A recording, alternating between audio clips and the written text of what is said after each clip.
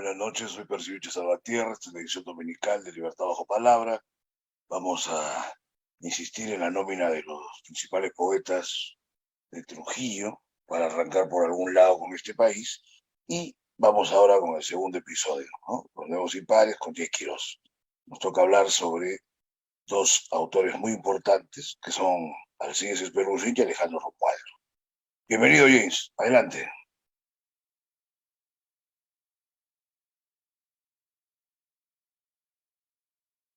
A ver, James, si conectas, no te estamos escuchando nada. Hola Percy, ¿cómo estás? Buenas noches a toda tu teleaudiencia. Bueno, gracias Percy por esta nueva invitación.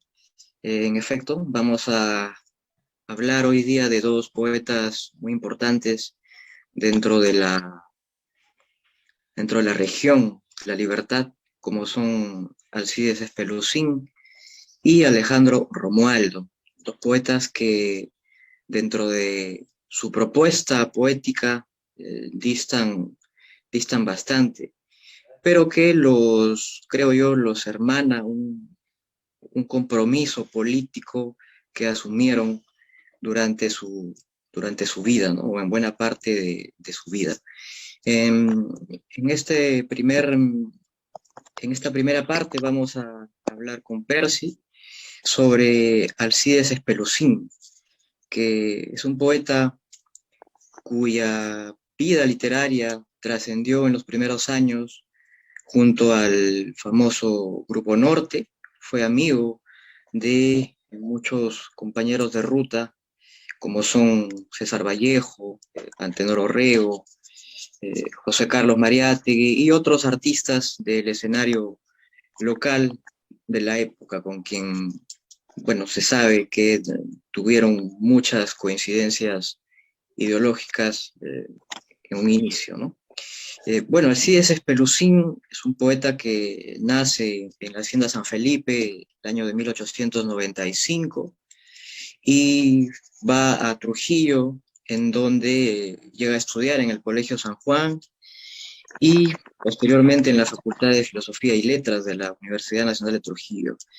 Es un poeta que viaja a Cuba, a Estados Unidos, tiene una vida en esos primeros años transhumante, bueno, llega a conocer el extranjero bastante joven y que el año de 1926 publica un libro muy singular, muy exótico dentro de la literatura de aquel entonces, como es el libro de la nave dorada. Bueno, sobre este libro vamos a hablar con Percy en breve. Y bueno, habría que mencionar para redondear la idea de este escritor que, bueno, fue un escritor que ayudó e incentivó la creación de un diario muy famoso en el norte, especialmente en Trujillo, como es el diario El Norte, junto con Antenor Orrego. Y bueno, gracias a un familiar de Alcides Espelucín es que se logra eh, invertir, se logra la inversión para este diario con el cual el Antenor Orrego y Alcides Espelucín pues lograron eh, informar respecto a estas azucareras que en ese entonces pues existían en Trujillo y en desmedro de las azucareras más grandes que eran pues dominadas por los alemanes. Y bueno, eh, tenía pues Espelucín intereses ahí, puesto que familiares de Espelucín pues eran grandes inversionistas, se dedicaban pues a este tema del azúcar y pues estaban en contra pues de las azucareras más hegemónicas de la época, ¿no? Y bueno, también pues es famoso García Espelucín porque también fue uno de los fundadores del APRA acá en Trujillo y sentó también algunas bases ideológicas al respecto, ¿no? Entonces es un personaje muy prolífico y muy activo dentro del escenario trujillano y, bueno, nacional también, así es, Espelucín. Bueno, el libro de la nave dorada, que fue publicado en 1926, lleva un prólogo de Antenor Orrego, un prólogo muy extenso, favorable a, a su poesía, y es un libro un poco exótico en cuanto al tema que aborda. Bueno, es un libro que podríamos llamar un libro de viajes, o recoge, mejor dicho, Alcides Espelucín toda la experiencia que él había adquirido en estos viajes que realiza por Cuba, por Centroamérica, por la zona del Caribe, llega incluso a Estados Unidos, y la exaltación y la admiración que siente Alcides Espelucín ante este viaje lo plasma en este libro que es, desde mi punto de vista, pues singular y sin parangón, creo yo, a nivel del país, ¿no? No existe, creo yo, un libro que abarque de esta forma el, el viaje, y que tenga como protagonista al mar y todo lo que a él concierne, ¿no? De una manera que algunos críticos llamaron como parte del modernismo tardío, ¿no?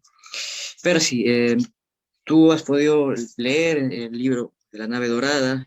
Cuéntanos qué has podido tú encontrar, qué elementos o recursos literarios emplea C.S. Pelusín en este libro, ¿no? ¿Qué es lo que él aporta en este libro al C.S. Pelusín a nivel del lenguaje, ¿no? A nivel formal en Mira, su aparte de visión? lo que has comentado, que está muy bien, o sea, es importante señalar que el libro no solo debería tener una importancia a nivel de la libertad.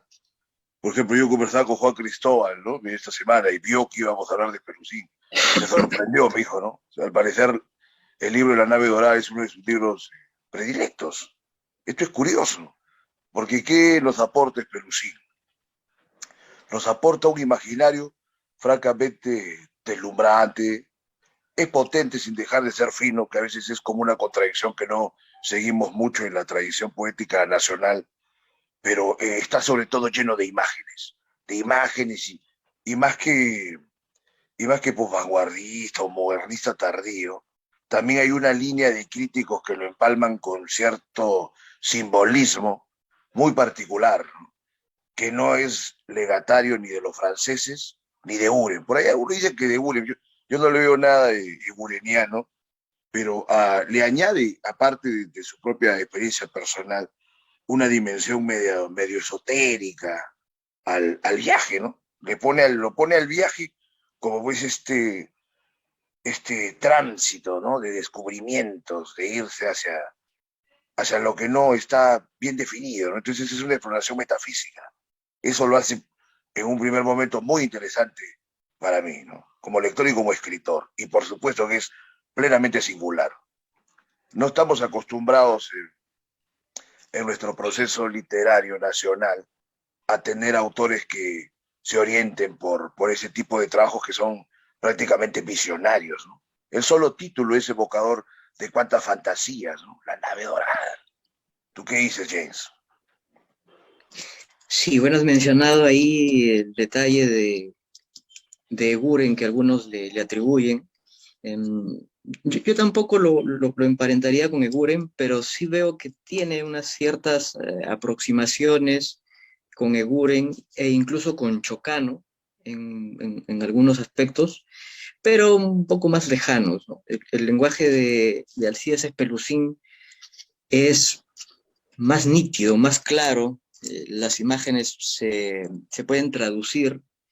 No es un lenguaje enteramente simbólico como el que emplea Eguren, que lo vuelve ya más cerrado, más hermético, y que se puede prestar a lo que dicen, ¿no? A múltiples interpretaciones, a un lenguaje ya muy personal.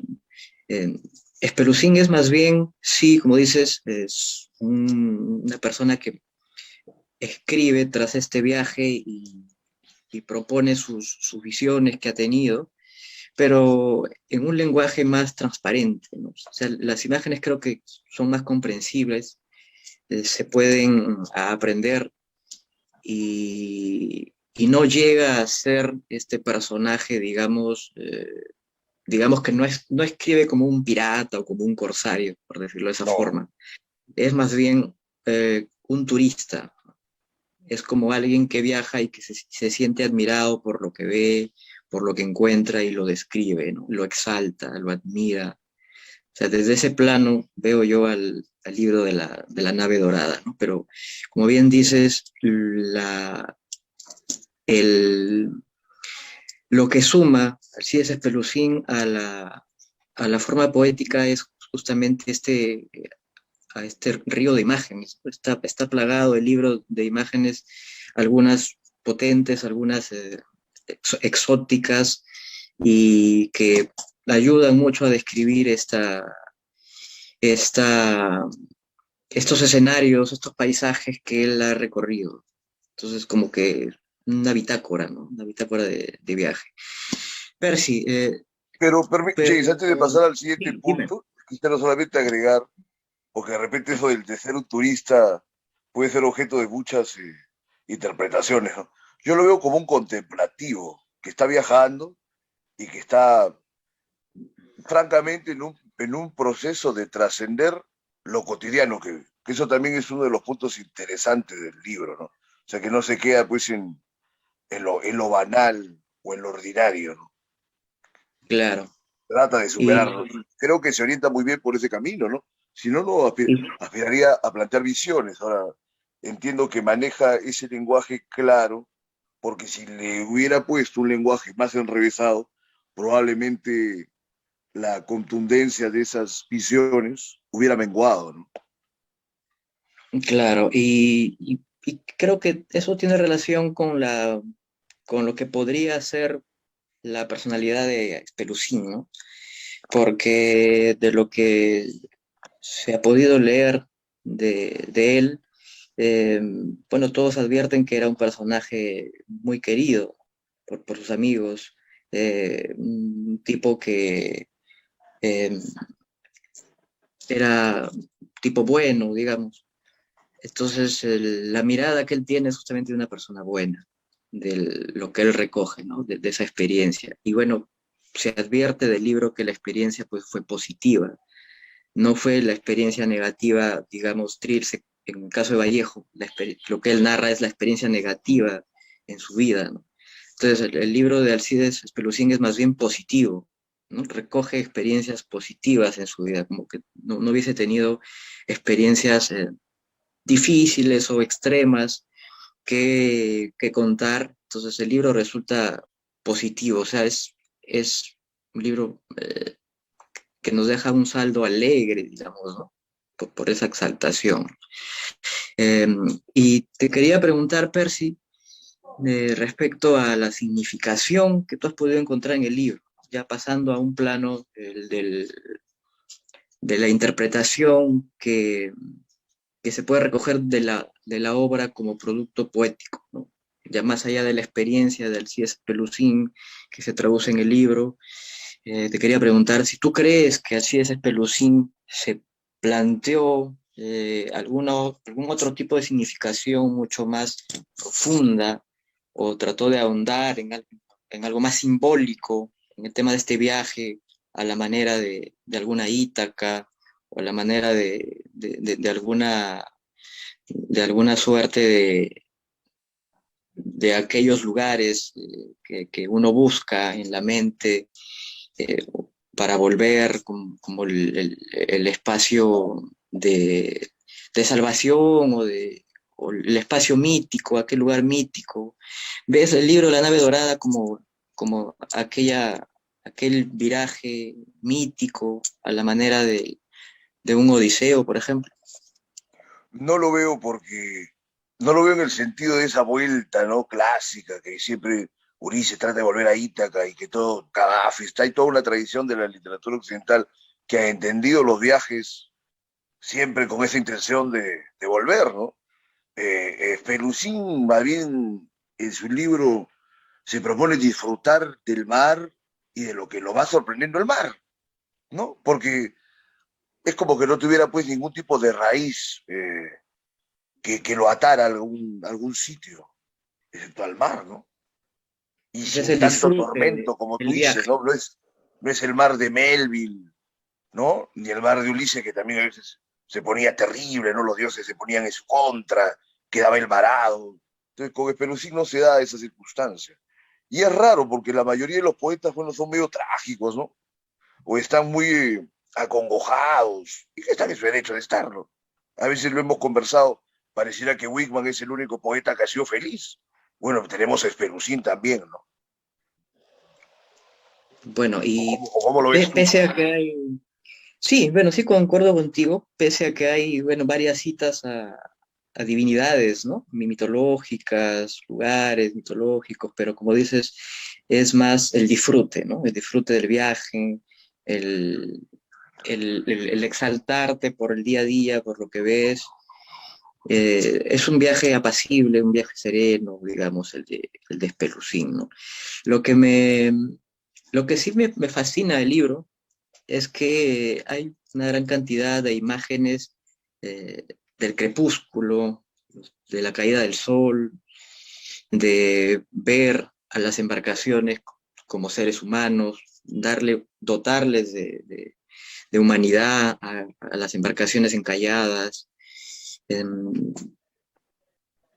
darle una significación más humana a los paisajes, ¿no? Esto creo que es no, también uno de los aspectos que se puede resaltar de la obra de Alcides Pelusín, de darles, digamos, humanidad y destacarlos del ambiente que tal vez otra persona al ver estos escenarios no lo va a destacar o ver.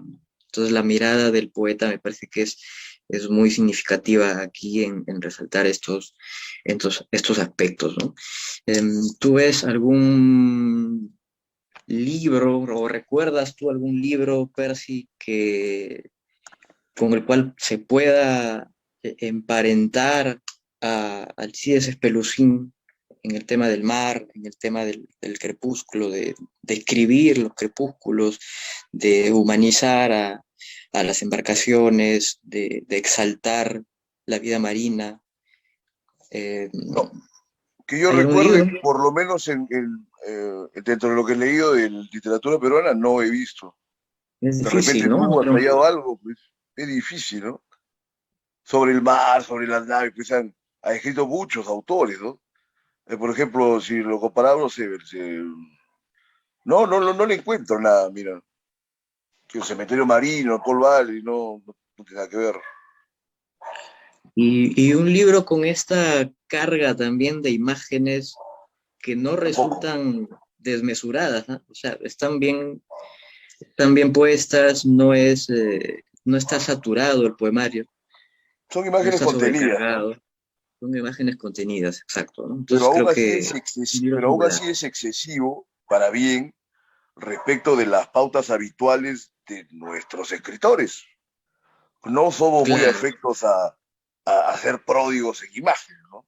Bueno, ya cuando algunos entran en el plano de las imágenes, como tú dices, pueden ser desmesurados, se les pasa la mano, pero en Esperucín todavía hay una especie de contención. De repente, por la proximidad que tuvo con otros autores que también eran contenidos dentro de sus marcos de acción, como el mismo Vallejo, ¿no? Él se lleva 2 o 3 años con Vallejo, estuvo en Norte, tenía la mentoría de Orrego. Quién sabe si de repente entre ellos se editaban los poemas, ¿no? Como suelen hacer los amigos, se iban corrigiendo algunas cosas. Sobre eso, por ejemplo, ya no hay mayores testimonios, lo que es lamentable, ¿no? sí, pero lo que hay, sí he visto que hay cartas entre César Vallejo y Alcides Espelucín, en donde Vallejo le dice a Espelucín que ha leído su libro con Aya de la Torre, y dicen que han llorado juntos leyendo su libro, ¿no? Entonces se nota que había un interés muy genuino en estos artistas de esta época en fomentar a sí mismo su escritura, ¿no? Pero sí, Se quería mucho, de tú, hecho, eso también habría que apuntarlos, eran grandes amigos, ¿no? Y aparte tenían una sí, militancia política que, en el caso de Pelusín es curioso porque la militancia que tuvo en aquellas épocas era más o menos dura, ¿no? Él inclusive después ya se ve prácticamente exiliado a la Argentina, donde muere después, pero bueno, vamos por partes, ¿no? Sigue James. sí, para cerrar esta parte de los vínculos que podemos encontrar entre este libro y la tradición literaria, ¿tú cómo ves a Pelusín Percy en el escenario, en el panorama trujillano y nacional, en la tradición, pues, Lamentablemente, muy, lo emparentas con algún poeta o con algún tipo de tradición o te parece un poeta insular, muy singular? no, me parece insular y me parece muy valioso y me parece más valioso indudablemente que generaciones de autores, ¿no?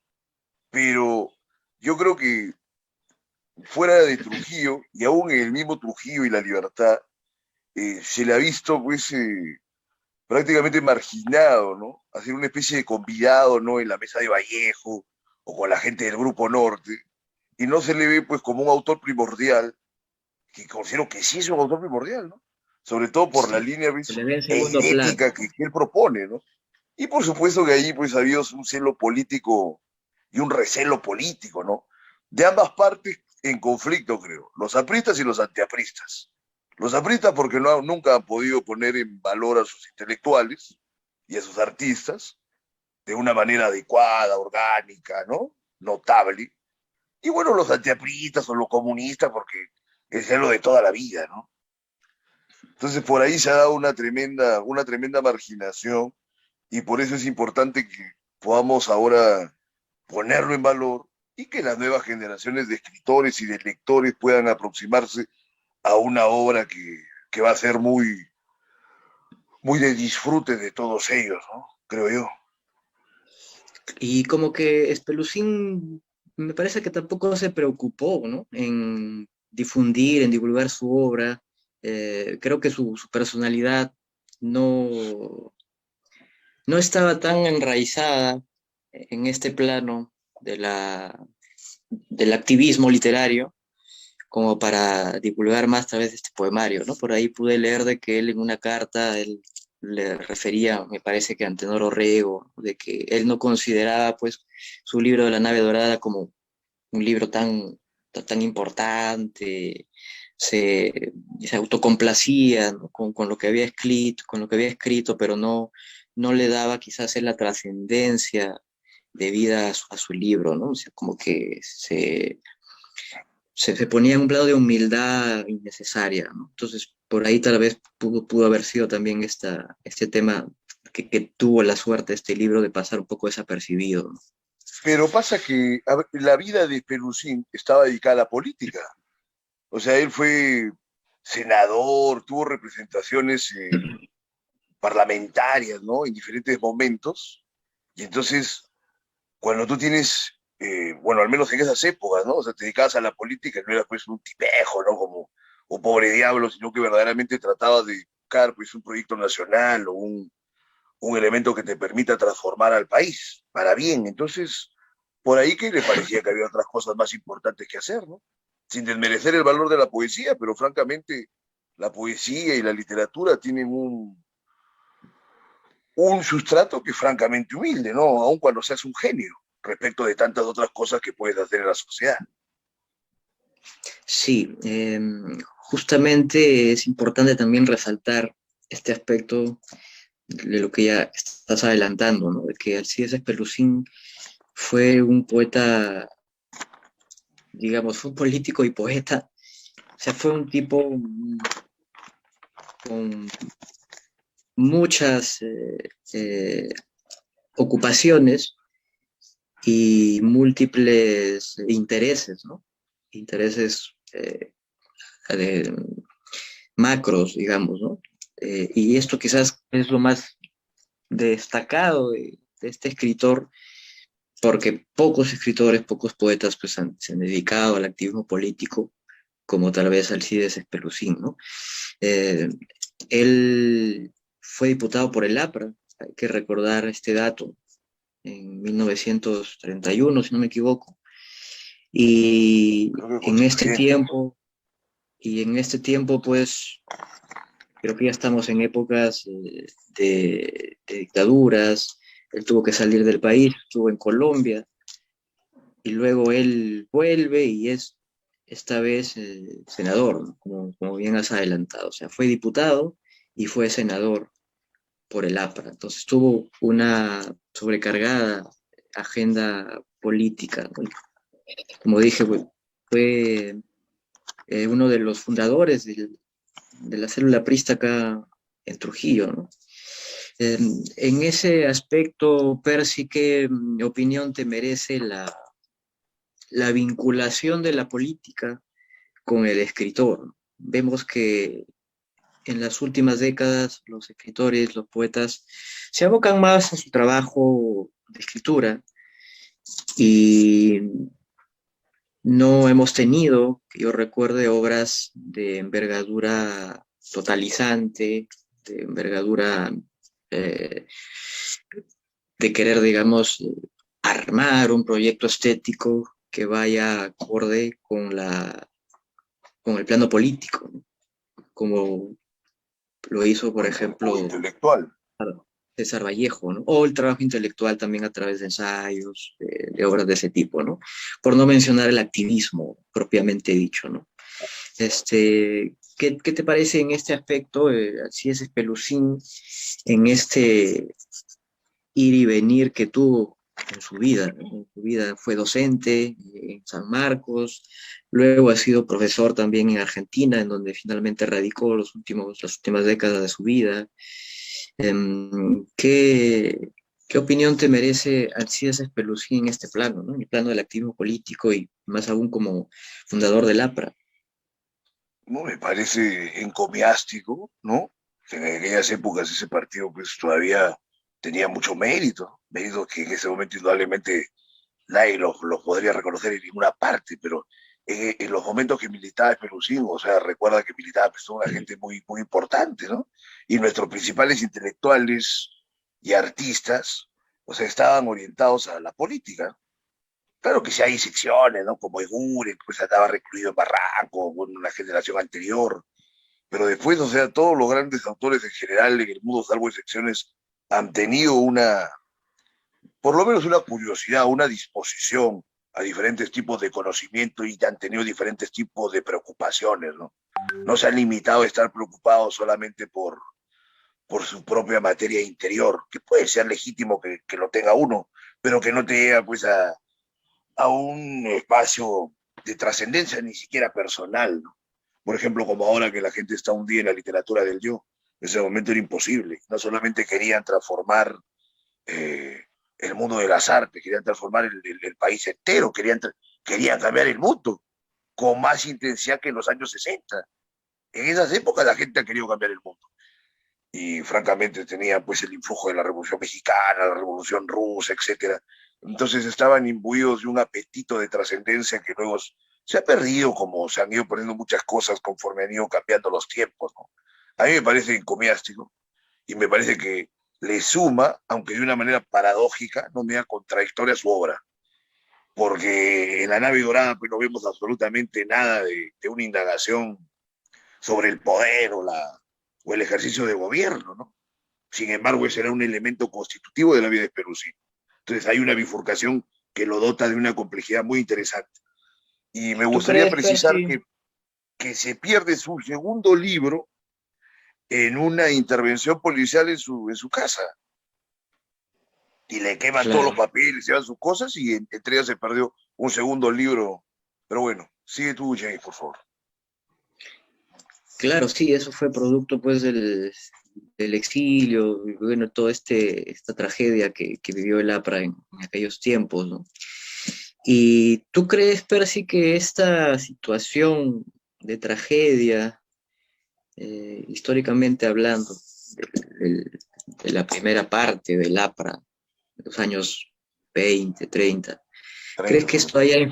¿crees que esto haya influido hasta nuestros días para que la obra poética de Alcides Espelucín haya quedado en un segundo plano, como bien dices, como invitado en la mesa de Sarvallejo, de otros escritores, no como el director, digamos, de esta mesa? ¿Crees que haya Claro. influido, o que influye actualmente también la vocación política, la militancia política para que algunos poetas sean relegados del famoso canon oficial? En Y este otros caso, por lo menos, ensalzados, ¿no?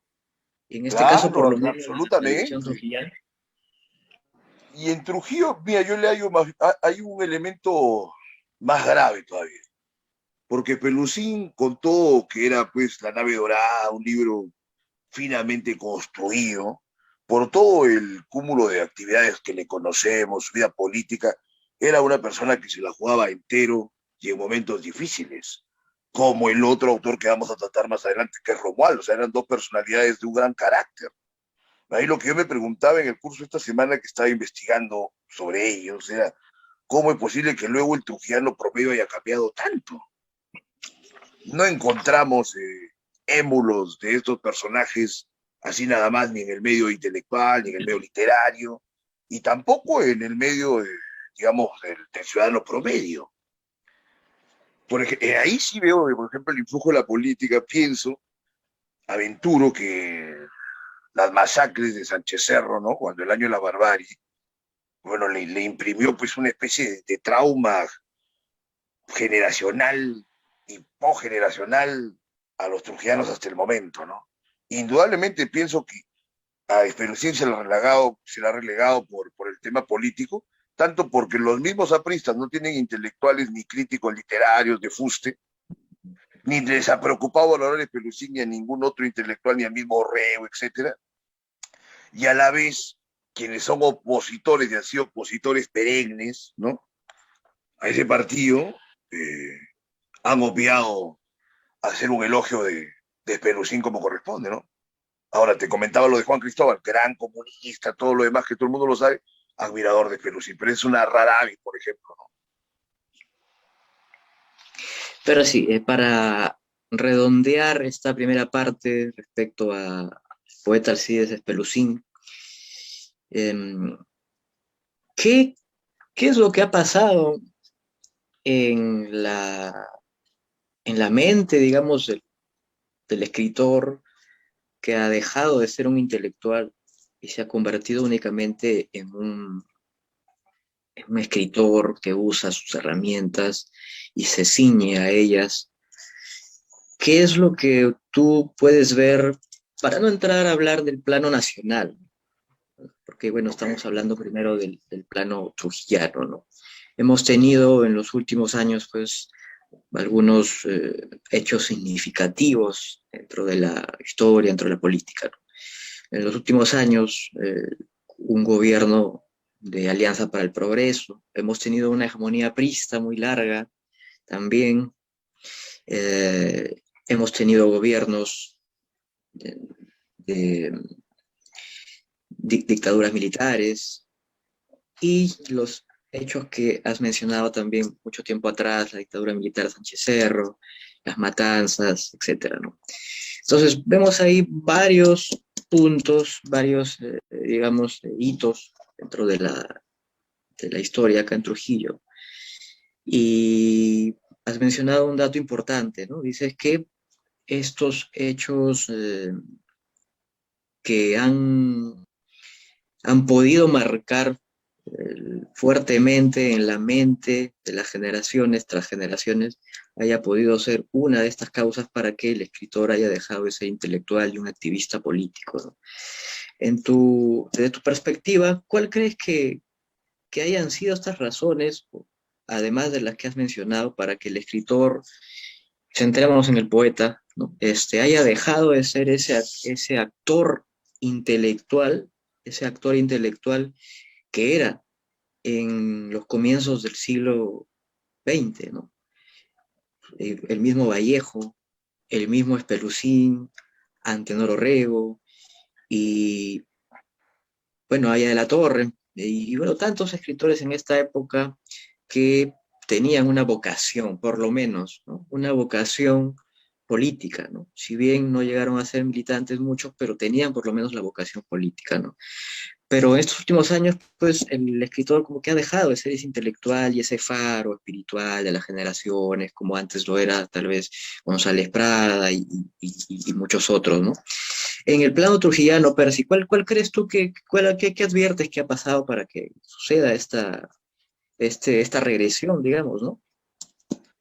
Un aburguesamiento y un adocenamiento, creo yo, que ha sido propiciado por un entendimiento de la literatura como una prédica prácticamente ornamental, ¿no? Eh, y también un ánimo de no pelear con nadie, pues, ¿no? Un ánimo de estar bien con todo el mundo, y que francamente, bueno, ya raya pues en la canallada, ¿no? No se puede estar bien con todo el mundo.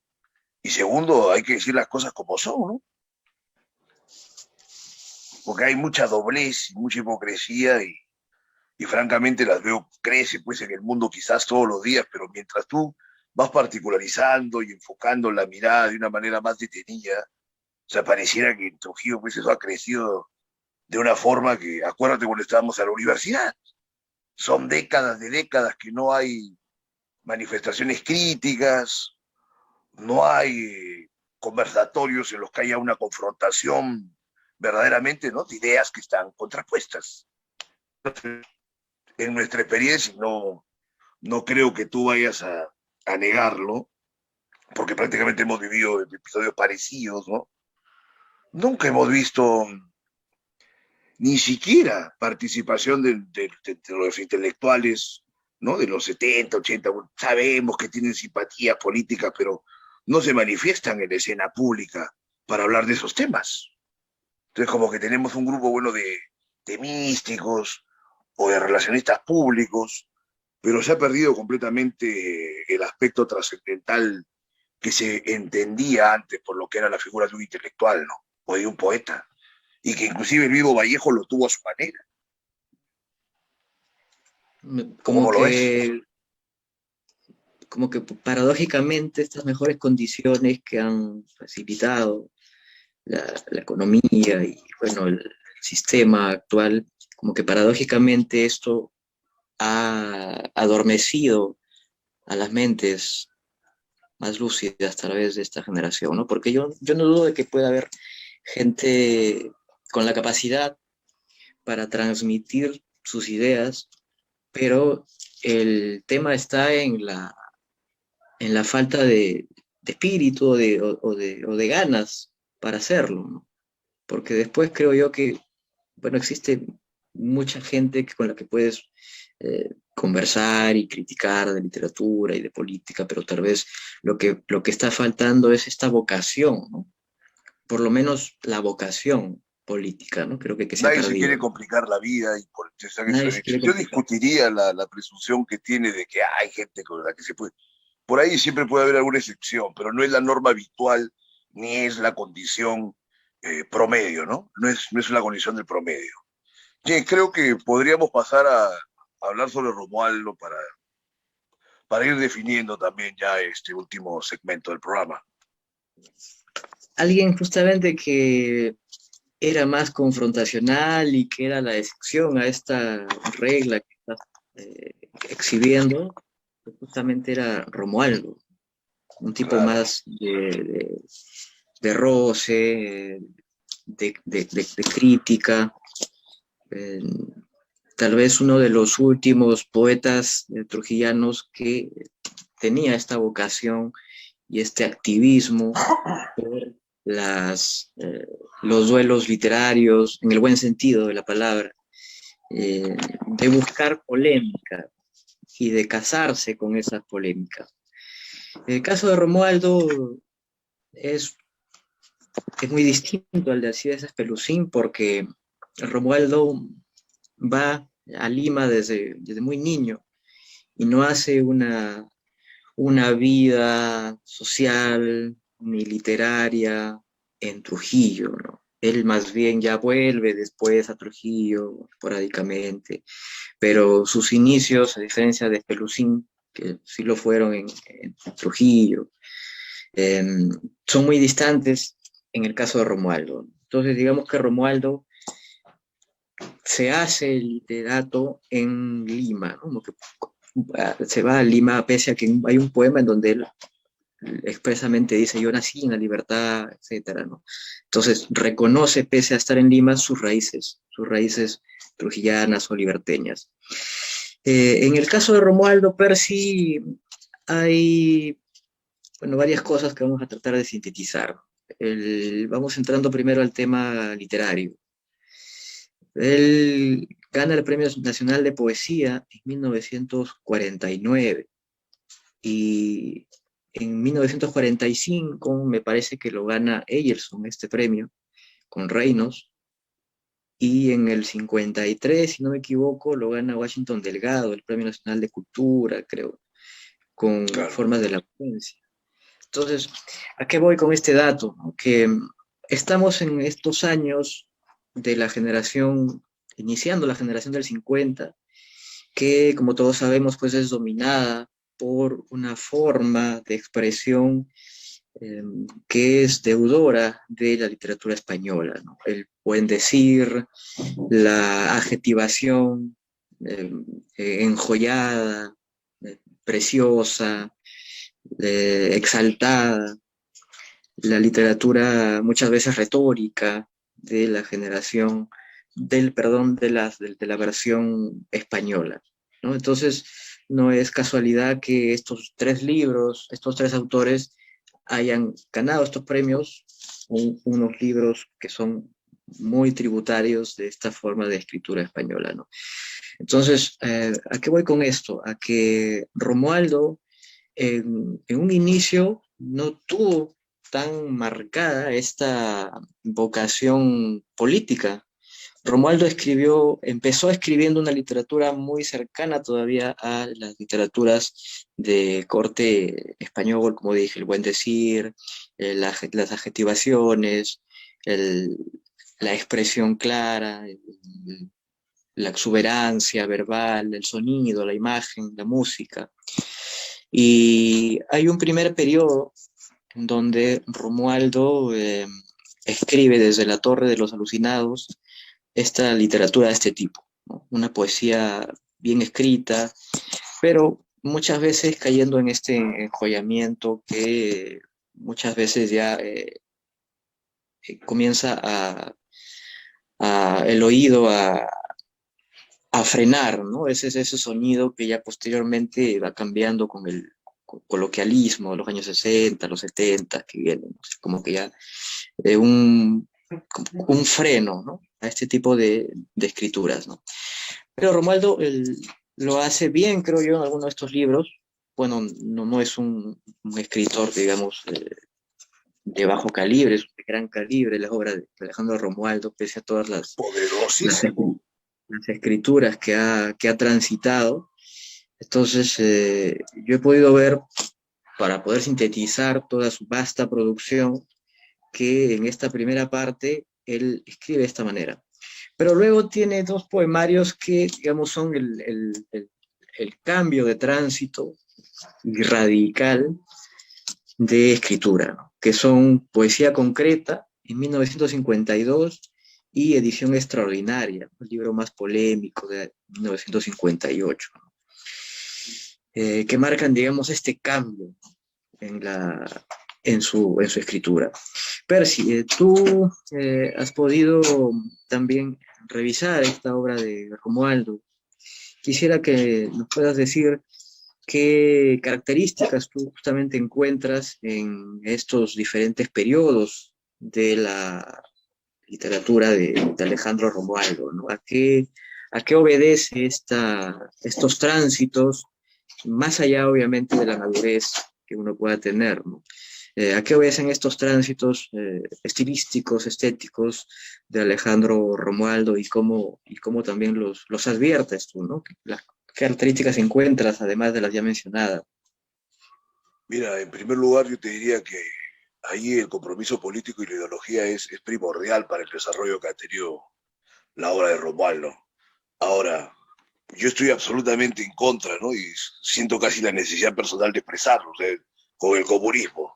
Pero así como a Vallejo le sirvió el comunismo para elevar su espíritu y hacerse más fuerte, creo que es algo obvio, a Romualdo le sirvió también para avanzar, aunque yo creo que ese enjollamiento de su primer libro verdaderamente sí es positivo sin ninguna mácula, ¿no? La Torre de los Alucinados es un libro francamente prodigioso como Reinos de Yeltsin, que pareciera que no tiene nada que ver Yeltsin con Romualdo, si vemos lo que han sido ya en su vejez, ¿no?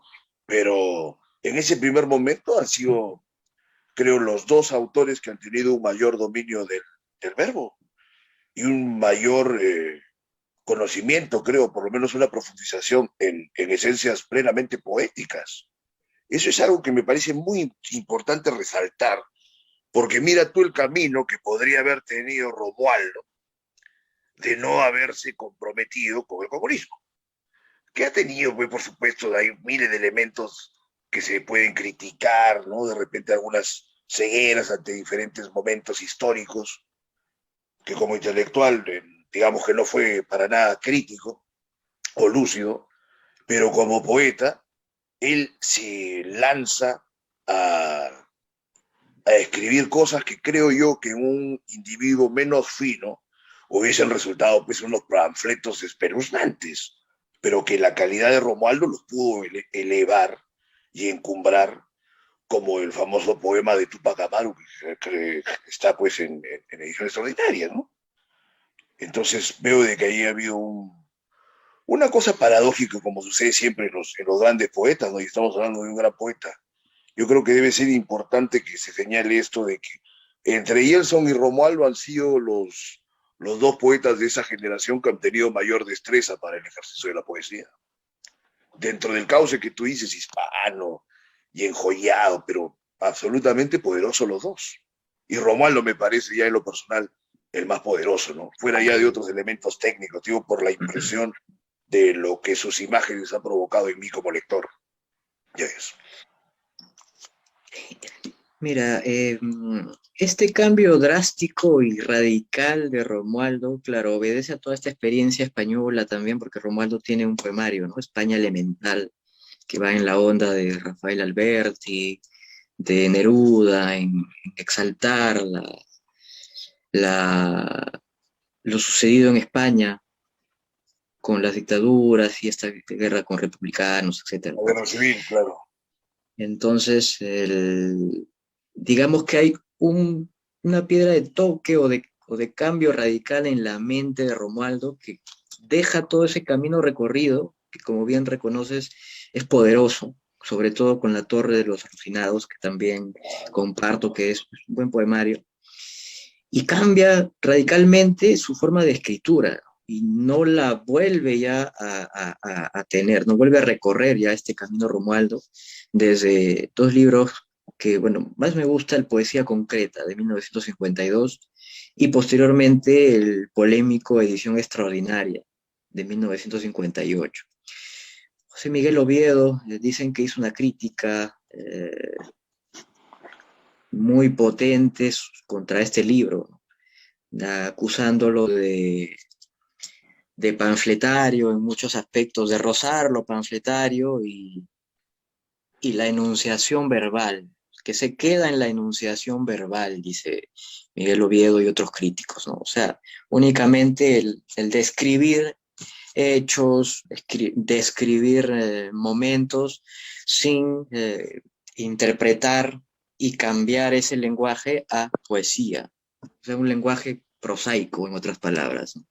Entonces, lo que le endilgaron al poemario de Alejandro Romualdo, ¿no? Pese a que tiene dos poemas que son antologados, ¿no? Como son el Si me quitaran totalmente todo, dice, me quedarían brazos, luego me quedarían las piernas, etcétera. Y el canto coral, ¿no? Que se ha Eh, musicalizado inclusive ese poema que dices. Susana Vaca, sí, creo que tiene unas versiones. Susana Vaca, claro. ¿A ti qué te parece este libro polémico, Edición Extraordinaria, ¿no? Que justamente ha tomado también el título para algunas obras también que han sido escritas acá en Trujillo, ¿no? Para poder recoger la obra trujillana, ¿no? ¿Te parece que eh, se queda en lo prosaico este Alejandro Romualdo en este libro o el poder del libro está justamente en recoger de manera rabiosa toda esa sensibilidad, nueva sensibilidad que comenzaba a sentir Romualdo? Efectivamente, yo creo que fue un acierto, ¿no? O sea, Oviedo se equivocó y los otros críticos igualmente se equivocaron, ¿no? Quizás hayan esperado que Romualdo siempre siga con su línea de enjollamiento verbal. Él estaba en todo su derecho de no utilizarla porque no servía a sus propósitos. Y por supuesto que roza lo panfletario. Yo lo dije hace un momento, ¿no? O sea, creo que un poeta menos privilegiado que Romualdo, o sea, muchos de esos poemas y de esas ideas, inclusive las mismas ideas que propone, se verían pues en un desperdicio absoluto.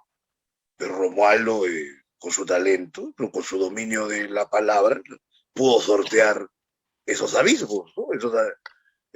Ahora, por supuesto que sí, es prosaico, pero ¿a partir de qué momento, James, la poesía y la prosa empiezan a confundir, se empiezan a darse textos híbridos? En realidad sería un gran adelanto técnico de Romualdo y casi un precursor entre el conversacionalismo más a la usanza y los conceptos y las formas que manejaba Romualdo.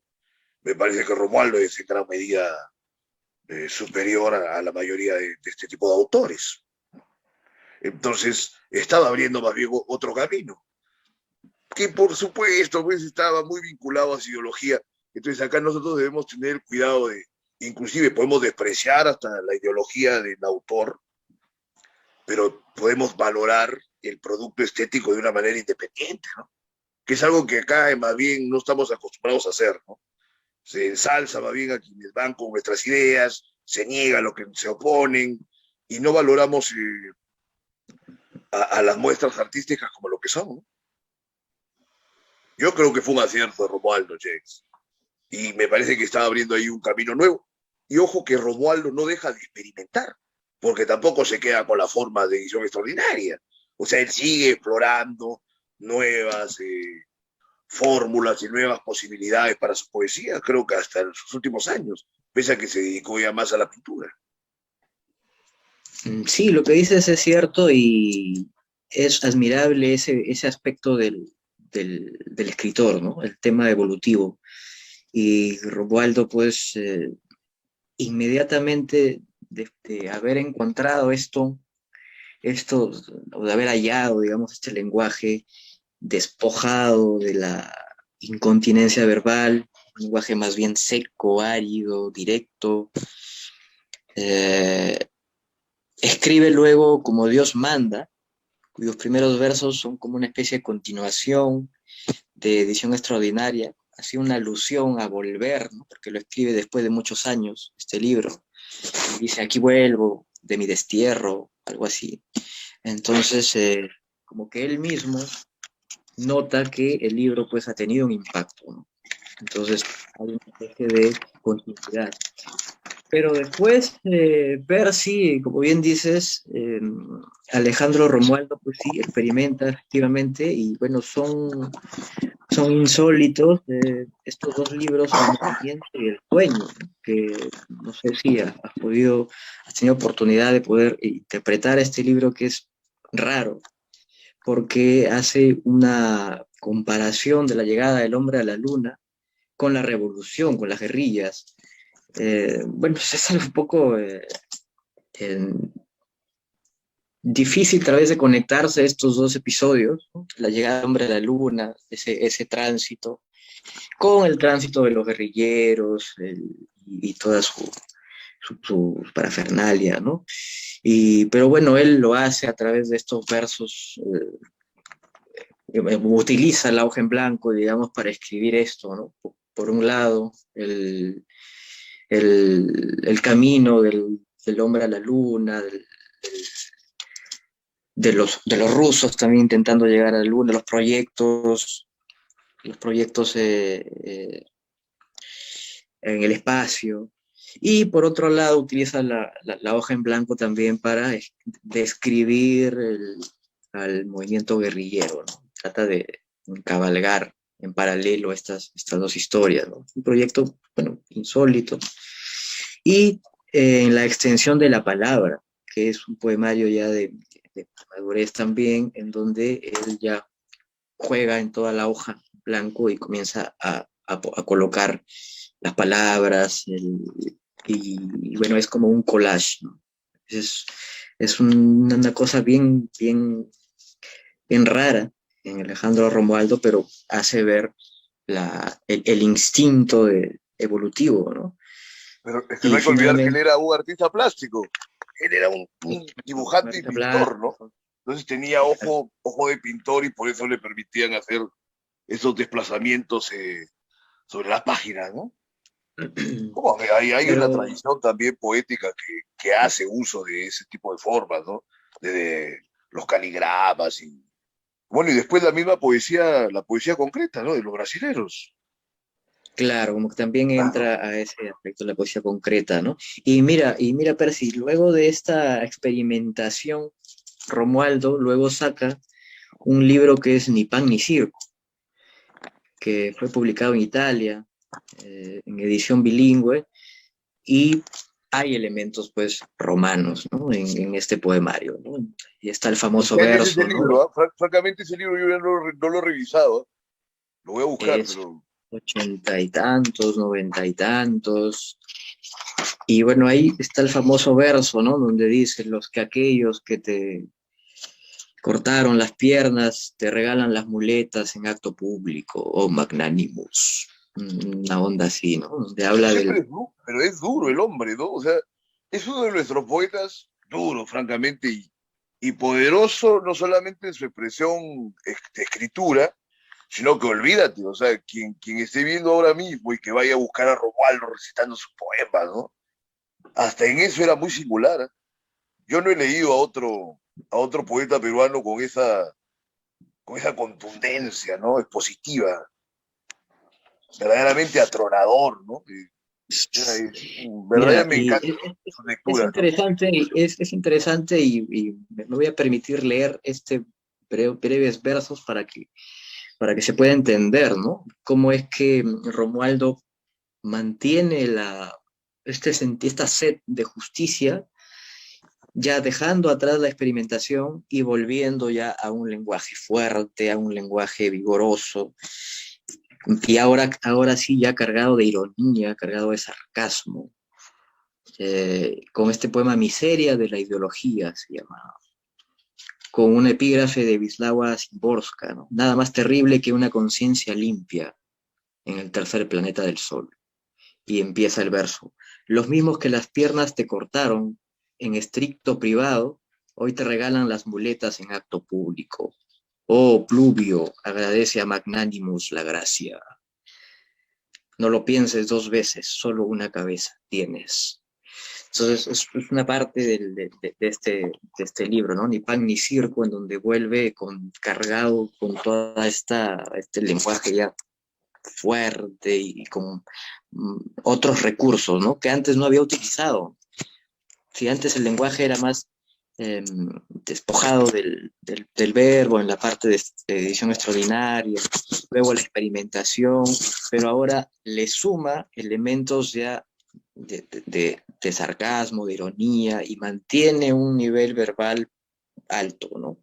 Y crítico en todo el libro. O sea, cada palabra es necesaria no para ornamentar el verso, sino para darle la profundidad y la contundencia al lenguaje, ¿no?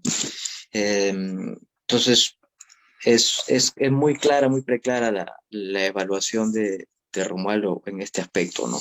Percy, el tema del activismo político en Romualdo, tú me dijiste de que considerabas de que no le había afectado estéticamente esto a Alejandro Romualdo, ¿no?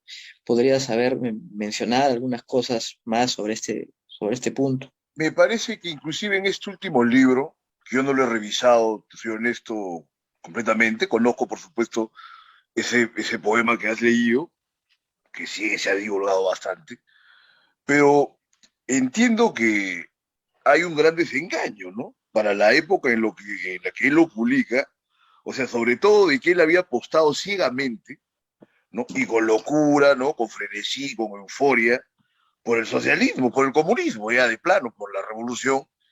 Y bueno, pues la serie de fracasos que se dieron a nivel mundial respecto de esta forma de concebirlas a la sociedad tenían que impactarle, ¿no? Porque él se la había jugado por eso. O sea, a mí lo que me interesa allí es que el hombre se la jugaba, ¿no? Aun cuando yo vi, viéndolo uno a la distancia, tiene mayores elementos de juicio quizás que quienes han tenido, ¿no? En la contemporaneidad de todos esos asuntos. Porque parece que bueno, con el comunismo no se podía seguir luego de los juicios en Moscú, ¿no? Sábato, particularmente, siempre me gusta señalarlo, él se distancia de Moscú en ese momento. Sin embargo, pues una gran cantidad de autores insistieron en ello, ¿no? El mismo Vargas Llosa con la Revolución Cubana, hasta un momento. Romualdo ni hablar, Vargas Llosa cuenta que cuando Romualdo leía sus poemas en los años 50, el recital, bueno, se veía pues una cuestión más propia de un mitin político que de un ágape de versificadores, ¿no? Entonces, él se hizo el hombre del... Era la época también, y no lo hemos comentado, mira qué raro que nos ha tocado hoy día, era la época de la confrontación entre la poesía pura y la poesía social, pues, ¿no? Antes de la confrontación entre conversacionalistas y barroco, la cosa verdaderamente potente que se dio era la entre la poesía pura y la poesía comprometida o la poesía social. Mira tú que Romualdo ha sido tan grande que como poeta puro, digamos, Las Trolos Alucinados fue impresionante. Y como poeta comprometido, bueno, me parece que es el más alto, ¿no? El más contundente. Pero sí, Entonces, yo veo de que se ha tenido una relación hay un intrínseca poema, de ejercicio político porque afectaba su entendimiento del mundo. Equivocado o acertado, le imprimía pues un aditamento a su propuesta, ¿no? hay un poema en este libro Ni pan ni circo que es un artefacto, que lo considero un artefacto, que se llama Bolsa de Valores, que dice, ¿no? Petróleo, 900 millones, 980 mil, 998. Cobre, 700 millones, 789 mil, 976. Y termina, libertad, cero, igualdad, cero, fraternidad, cero, ¿no? Bolsa de Parece un valores. poema de Parra, A eso voy, eso justamente te ¿no? quería comentar, a eso iba, ¿no? Yo le encuentro muchas similitudes a Romualdo con estos artefactos literarios de Parra. Eh, y me acabas tú de mencionar también esto, ¿no? ¿Te parece que la poesía de Romualdo también pudo haber tenido estas consonancias con la poesía de Parra? Porque a mí me parece que sí, ¿no? Hay una influencia acá parriana. En ese poemario me parece que sí, ¿no? Sí, sí. Se puede intercambiar ahí, inclusive hasta los lenguajes, esa forma irónica, bueno, que es singular, ¿no? Pero mira, más variedad, que imagínate qué autor tan complejo de pasar por periodos tan diferentes, ¿no? Tan nítidamente marcados, distintos. Eso implica que como artista estaba pues en una permanente indagación, ¿no? Y aparte me gustaría recordar también ese coral a paso de Aguamansa. ¿Te acuerdas que empieza a hacer como un doble juego ahí, como si hubiera pues una galería de espejos y con cosas cotidianas y que las va subvirtiendo? Ese es un poema muy conocido que se puede hallar en la red y también pues da una idea de la destreza, ¿no? Tanto verbal como idética de las composiciones de Romualdo. Y que también Claro, acaba sí. siendo un poeta muy singular. Me parece que no ha dejado ninguna línea de discípulos, ¿no? Por más que se haya pues generado toda esta idea de la poesía social y la poesía comprometida, mira tú la capacidad de un autor de ser verdaderamente importante, siempre haya su singularidad y no haya continuidades, salvo que tú lo hayas podido hallar o hay algunos estudiosos que hayan vinculado a Romualdo con otros autores, ¿no? Podríamos hablar de una tradición en esta forma de lenguaje, de sensibilidad social, justiciera, Sí. comprometida. Podríamos hablar ya de una tradición, en este caso tributaria, o sea, desde Vallejo, o sea, como Romualdo, como un discípulo, bueno, no un discípulo, pero sí un conector con la literatura de Vallejo. Podríamos encontrar por ahí, Vallejar, algunas bases de una tradición literaria en este campo, de este tipo de literatura, como dije, justiciera, comprometida. Yo, eso me parece que sí, y eso también tiene una continuidad que es posterior a Romualdo. Pero eso es algo muy genérico, ¿no? O sea, para hallar verdaderamente un entroncamiento, hay críticos que dicen sí, que tiene que ver con Vallejo, que no sé cuánto, pero a mí me parece que no. Indudablemente Romualdo admiraba a Vallejo, ¿no? Pero yo lo veo muy singular, no lo veo vallejiano, sobre todo por la dureza, ¿no? Por la contundencia, casi hay una rudeza espiritual en Romualdo que por supuesto Vallejo no la tenía, ¿no? porque aún en sus momentos de mayor exaltación, que son pocos, Vallejos está congojado, ¿no? Y tal vez su derecho de estarlo, pero Romualdo tiene verdaderamente otra forma de enfrentarse al mundo. ¿No te parece? Podría haber también, ¿crees, algunos, alguna comunicación también ahí estética con poetas como Gustavo Valcárcel, el Manuel Escorza o el Marco Antonio Corcuera, más políticos? Creo que por ahí habría, ¿no? Una tradición en este plano de este tipo de lenguaje, pero ya sí, desmarcándose del Vallejo más radical y, o sea, más bien entrarían ya en un tipo de poesía más, hasta más sensible, ¿no?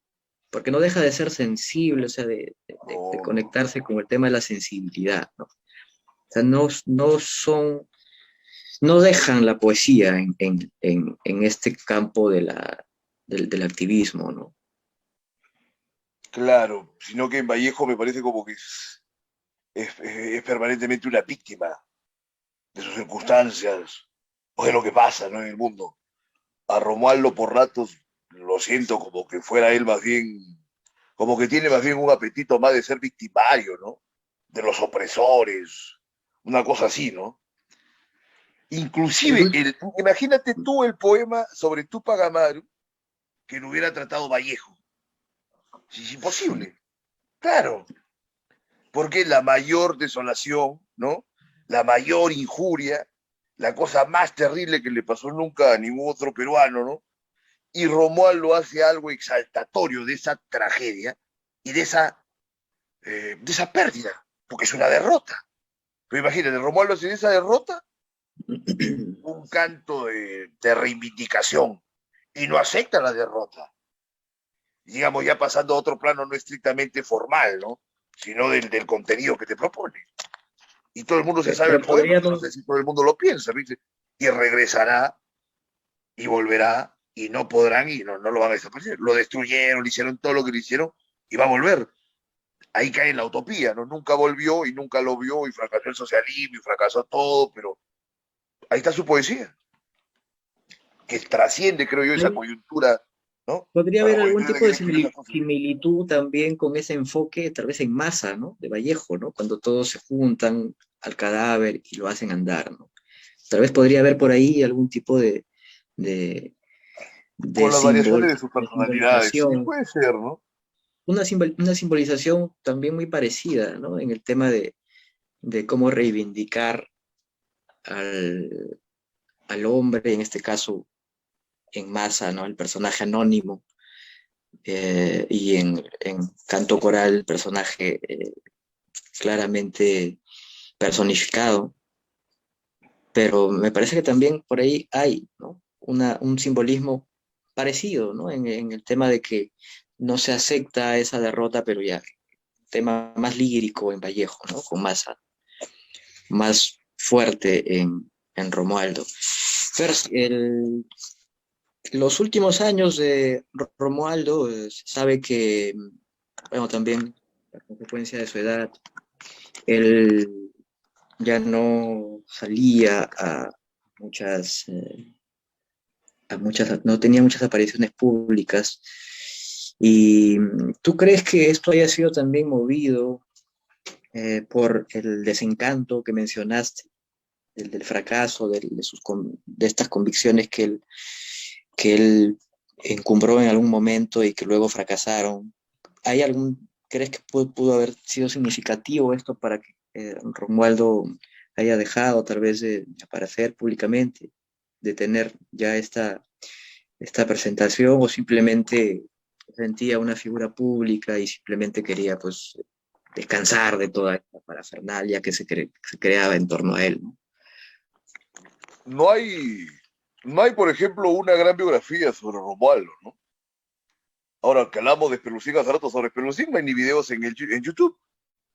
O sea, bueno, entonces por ahí que no hay testimonios de amigos, hay diferentes teorías. Yo sí lo interpretaría en el sentido de que todos estos fracasos políticos le afectaron al punto también de hacerlo más un ermitaño, ¿no? Además que vivió también un montón de años, pues, ¿no? O sea, ya él llegó a una edad longeva y bueno, por su propio carácter me parece que se fue aislando, ¿no? Ahora, el caso es que en su última etapa parece que andaba ciertamente necesitado de asistencia. Me acuerdo que hicieron una especie de solicitud para que le den una pensión, ¿no? Y Romualdo se opuso, por ejemplo. Mire ese carácter de Romualdo. Necesitando, eh, no, o sea, necesitaban que lo firme él de propia cuenta, ¿no? Mira tú como, en este caso sí considero que el país ha hecho muy mal en tener olvidados a sus grandes creadores, ¿no? Yo estoy en desacuerdo que apoyen a cualquiera, como ahora se apoya a cualquiera por un concurso, no sé cuánto. Pero imagínate, Romualdo es uno de los poetas fundamentales y en diferentes tradiciones dentro de nuestra matriz poética, como hemos estado comentando en el curso de hoy día, ¿no? Pocos, pocos escritores pueden sobresalir en condiciones tan disímiles como la poesía, digamos, enjollada, ¿no? Y la otra poesía de tono social. Poder ser importante en las dos implica pues una versatilidad y una dimensión muy vasta del artista, ¿no? En sí mismo. Y Romualdo lo tuvo. Entonces eso es, creo yo, lo primero que tendríamos que exaltar en su memoria. Pero sí, para terminar estos apuntes sobre Romualdo, ¿cuál te parece que es el aporte, lo que él ha dejado, digamos, para los nuevos escritores, ¿no? ¿Cuál es el aporte obviamente estético y también, bueno, si encuentras también un valor agregado en la humanidad del artista, ¿cuáles son esos elementos que encuentras para resaltar en la obra de Romualdo y cuál te parecen que son estos poemarios que van a quedar, ¿no? Por ejemplo, yo pienso que Poesía Concreta es un poemario clave dentro de su producción porque rompe su propio esquema literario y se plantea otra forma de ver poesía más directa, dejando las adjetivaciones, se vuelve esencial, usa la palabra de manera esencial, ya no la ropa de toda esta vestimenta ornamental, y Edición Extraordinaria, que es quizás el poemario más polémico y con los dos poemas más antologados que tiene, ¿no? Y finalmente sumaría Ni pan ni circo, ¿no? Creo que esos tres poemarios son los poemarios que, que encumbran a Alejandro Romualdo y nos hacen ver pues que, que es un poeta de tono mayor, ¿no? ¿A ti cuál te parece que son esos poemarios que destacan por sobre la vasta obra de Alejandro Romualdo? Yo coincido con Poesía Concreta y Cohesión Extraordinaria porque no pareciera a primera vista, pero el hecho de jugarse el lenguaje y todo el prestigio de uno por una cuestión política que roza, como habían dicho otras personas, lo panfletario, y que no cae en lo panfletario desde mi perspectiva, es pues tremendamente un lujo, ¿no? Es un lujo y es una exhibición de talento verdaderamente extraordinaria. Pero yo sí le agregaría la Torre de los Alucinados. No solo porque no estoy en contra del enjollamiento verbal, sino porque es un poemario bien raro, es raro y además es un poemario potente, ¿no? Y así, está lleno de imágenes que son fulgurantes y tiene también raptos visionarios, que como lo hemos comentado más de una ocasión, eh, es la proposición mayor que puede dar la poesía, ¿no? Y un elemento más en Romualdo y en su vasta producción es que no se cansaba de indagar. Había por ahí una temporada que repetía el mismo estilo, ponte, bueno, ya, no estaba exento de eso, pero visto a la distancia, ¿no?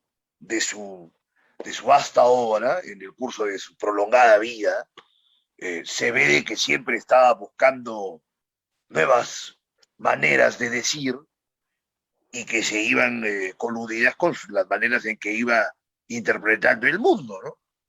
Que dejó de ser entusiasta respecto de su fe por el socialismo y llega este desengaño con este último libro parriano que hay que leer, que es de Pan y Circo, pero hay una constante evolución del autor.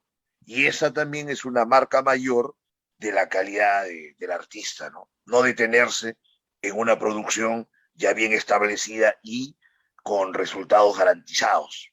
Entonces, en ese sentido, ha sido muy temerario y eso también vale para exaltarlo en este momento, ¿no?